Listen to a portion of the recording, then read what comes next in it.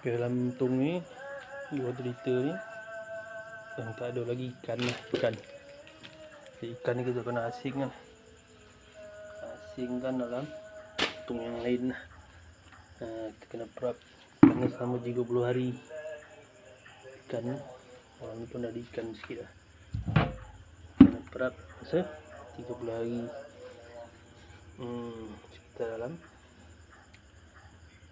3-4 kilo ikan lah. Kita perap, kita masukkan ke dalam ni. So kita dah perap dengan molasses dan garam. Kita masukkan lah.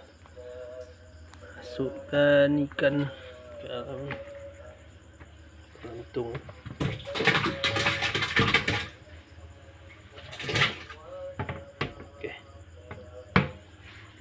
Kita masukkan ikan di dalam molasses kan, kacau.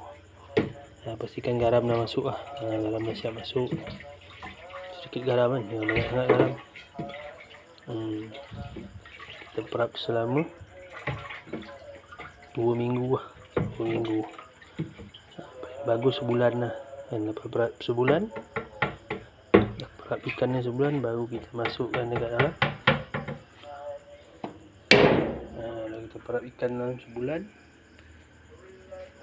kita masukkan dekat dalam tank ni lah. Macam tu lah.